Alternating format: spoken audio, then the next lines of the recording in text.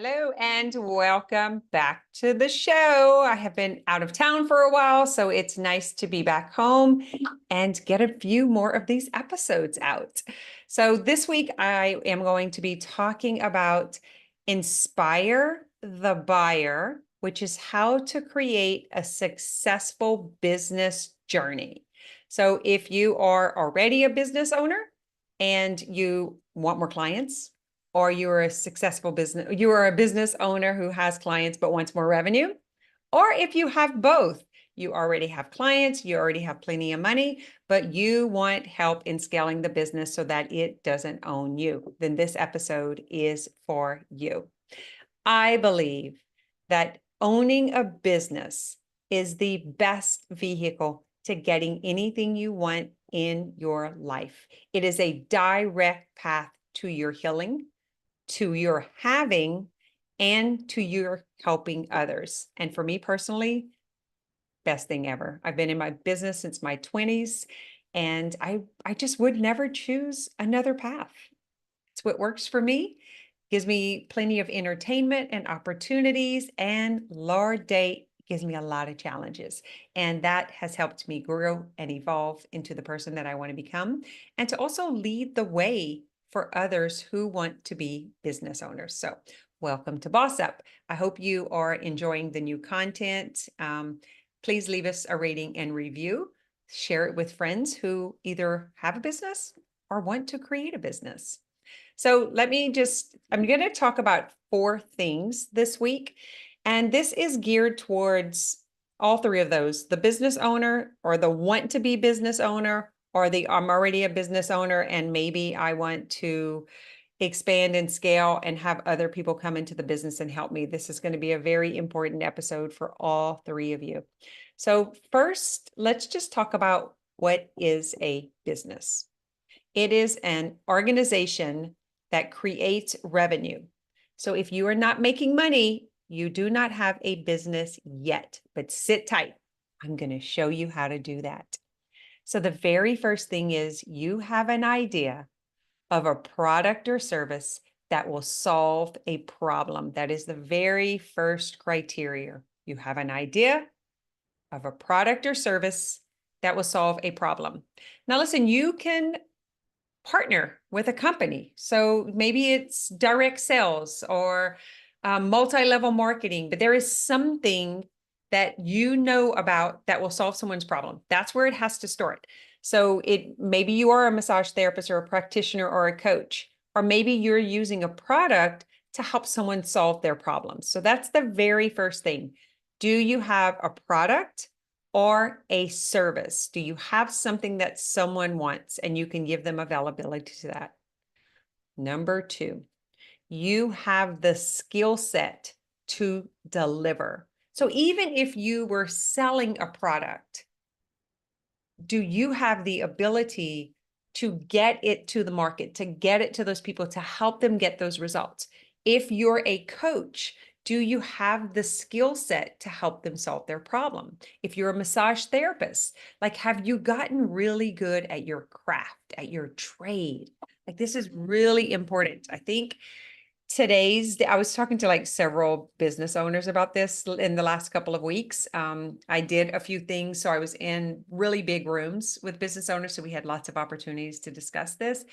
And what we were talking about is back in the day when we started our business, you had to be committed. You had to rent property, you had to put on electricity, you had to get an occupational license, you had to jump through a lot of hoops. Whereas today, anyone can say that they're a business owner on social media. And so I think that there's a lot of misinformation. I'd like to clear that up with this episode. So you have a skill set at delivering the product or service. You've gotten good at your craft. You're dependable and reliable. Number 3, you already have an existing audience or you are willing to build an audience. Now you can leverage someone else's audience. You can build your own from scratch, or you can leverage your existing audience. So for myself, I had a ladies fitness, tanning, nail, massage, and hair business for 20 years. Well, longer than that. I started off doing hair and nails. I expanded, I moved, I had other location. So there's a few things that I did along these years. So I'm 30 years in the business now. And my audience came from meeting people. Like I grew my audience from scratch. I did not have an existing audience. But when I moved to coaching and the online world, I was able to leverage some of that existing audience who wanted to grow with me. So if they had been tanning and doing their nails and getting massages, and they were already starting to receive some of the information I was saying about mind body coaching, how you can heal your body with your mind, some of the things that you can do, was everything I was doing was geared around holistic health. That's really when I got into the body work and yoga and massage, meditation, the essential oils, just all of these natural modalities I brought together. And then I created the integrative mind body coaching program. So some of those clients knew me from before. They had been current clients. They knew me in the area as being a business owner. The other ones came from online. So when I was in doTERRA, there were 30,000 people at conference. There were millions of buyers, of users of the product. So I was in online groups, so some of those came into my world. And then in coaching, massage, yoga, it was the same thing. I went through these certifications and trainings where there were thousands of people who were interested in the same thing. Now, some of those were getting trained to become a coach, but they actually needed to do the healing work themselves, and they became clients because that is what I specialized in. So I grew some of my audience from there. So as you can see, I was carving out pieces of my existing arena, you could say, that I was already in. For yoga teacher training, I traveled to New York and to Austin, and there were several other people in my classes. Some of those became clients. So just kind of think about the world that you're in, where the networking opportunities are, where you have been, maybe it's your high school friends or their parents, but someone who already knows you. So you have that existing audience. And then as you get really clear on your message and you start putting it out, you start bringing more people in until that begins to expand. Now, not all of those are going to be buyers. Some of those are going to be followers. Some are just coming along for the ride, and some are just cheering you on.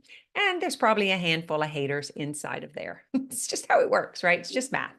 So now that you have an audience, which is just people who are listening to you, now you can go and do something with this. Because until you get people who are interested in what you're offering, I wouldn't say that you have a tangible product or business yet. You have to go and prove it. You have to bring it to the marketplace, which means you've got to come out of obscurity. You've got to stop hiding. You got to be willing to be seen and heard. That is not easy for a lot of you. Matter of fact, if that is something that you struggle with, I recommend you send an email and find out how we can help you with mind body coaching, because that is what we do. As your fears and doubts and disbeliefs come up, we have an exact process that will help clear those barriers out of the way so that you can move further out where you need to be. So the last thing, once you have acknowledged that there are people listening, there are people coming closer, they are engaging, they're asking questions, and some have purchased from you. That is a criteria. Someone has to buy. We typically say at least 10 people have paid you. Okay, now we have proof. The next thing is you have to be able to market that offer. So you need to talk about the problem that it solves. Where most new coaches and practitioners, when they start marketing online, get hung up is they want to tell about their process. They want to talk about the modality that they learned. They want to geek out on all the inside scoop. That's not how it works. You need to be able to talk to them in the position that they are in, needing you to solve the problem. That means you need to know the problem, and you need to know the person who has the problem. You need to know things about them, personal things. You need to know what they wake up thinking about, what they go to bed worrying about. that is what's going to be in your copy, in your conversations. This is the message you're going to be relaying. Like if it's dealing with chronic pain, then you're going to talk about the limitations that they have in their life, how they're worried that they're going to go shopping and they're not going to be able to complete the day, that, their back's going to lock up, or maybe they have IBS and they're like, gosh, I don't even want to go on a date. I don't want to go out to eat because I'm always in the bathroom. I'm so embarrassed. Like they're going to be willing to pay to solve those problems because they're really painful. Maybe if you're a weight loss coach, the issue is like they're ashamed to get on an airplane because they have to ask for the extender, or they can't go to Disney with their grandbabies, or they can't run up the hill or play in the yard the way they really want to play with their kids and grandkids. You have to be able to speak to that problem. So I'm talking to coaches and practitioners and clinic owners, and I know what their problem is. So the new coach actually just doesn't have clients yet. They want client and money. So I know what I'm saying to them. And then the second criteria is the one that's a practitioner that's already making some money. They want more money and they want more clients. And so for them, it's like helping them get more leads from their established position. The first one, we have to establish their position. So can you see the difference? And then the third set, they've already proved that they have a qualified, viable solution to people's problem that they're willing to pay for. They're making money. They have a steady stream of clients and new clients. Their problem is they don't know how to manage this alone. They need people, they need helpers, and they need good people that they can depend on and rely on to learn the process in order for them to scale so that they're not stuck in their business. They want to own the business instead of the business owning them. So those are the three people that I help. The new coach and practitioner who's not making a lot of money yet, doesn't have clients yet. We help them establish that, establish their brand, get their message clear, and go get new clients. The second one already has clients, already making money, but they want more of it. So for them, we help them get really clear, precision, and then come up with a like crazy if you don't offer, and then a funnel. And then we start teaching them some advanced sales strategies. And then the third set, totally different problem because they're in a different position. So for them, a lot of it is really helping the owner with their belief mindset, expanding, like coming back to why they started the business to start off with, and then bringing in the right people, creating a culture that people want to be a part of, that they want to be proud of, and then giving them some comp plans so that their people stay long term. So 3 different people, 3 different problems. I'm hoping that makes sense to you. And no matter what business you're in, you can relate to that, or maybe even identify yourself as one of those 3 people. So what we have done, I've been doing this, I've been coaching since 2012. I've been in the healing arts world or in the service-based world since 95. Opened my doors in 97, but I was serving clients 2 years prior to that. So I'm taking all those years of experience and now I'm teaching it. I'm breaking it down into concepts, into processes, and then I'm teaching them. So I have an entry point. Now I'm talking about the value ladder. I have an entry point from $97 a month all the way up to $25,000 a year. So my client has a place to land no matter where they are, but it took years to develop this. So I wouldn't recommend it if you're a new coach. You want to find one thing and you want to take it to the market. You want to be really clear and really confident that you can help. And then you want to sell that 10 times, and then we'll put you into the next level and we'll start working in a different way. So what I'm noticing with these coaches, when I say newer coaches, I'm talking about under 6 figures. Matter of fact, most of them are under $50,000. They are looking at the influencers online and they're trying to do what the influencers doing. The problem is they're not in that entrepreneurial position. They're actually starting off as the amateur, like I have an idea I want to take to the market and get proof of concept and see if I can make money doing it. Then once I realize I have 10 clients and I can, now I'm willing to invest in some different strategies so that I can go get 100 clients. Once I get 100 clients, now I'm going to need different strategies, different approaches, and I'm actually going to be a different person. Because that's what happens when you start serving clients and doing more of what you do. You get better at it, And then your life begins to heal. Your limitations begin to dissolve. And that is what we want. Like I said at the beginning, I believe having a business or being a business owner is the best vehicle for your personal, professional, and financial growth. And I stand by that. I will take it to my grave. It's been the entire experience of my adult life. I believe in it. And I want to help more business owners achieve their dreams through this vehicle. And then the cool part is you get to choose the vehicle. You get to choose if it's going to be real estate or partnerships or direct sales or service based, if it's going to be massage therapy, if it's going to be chiropractor, if you're going to go to school, or if you're going to just get like VOTEC training. Like you get to choose the vehicle is the best part about it. So maybe you have a red Hyundai and this other person has an Escalade. Like it's different for all of us, but the thing that matters is, does it match what you want? So I'm going to do a quick little recap. Very first thing is you have an idea that you want to be a business owner and you've thought of something that either is already in the market, so you know that it's already been proven, you can do that, or you have something new. I chose to bring something new to the market. That's a lot harder, by the way. The second thing is whatever you're going to be selling or serving, you are good at delivering. You know how to deliver. You're committed. You can help people. You get really good at that. Then you sell it to an audience. In other words, you start telling people about it and they start agreeing and committing and paying. It does not validate until they pay.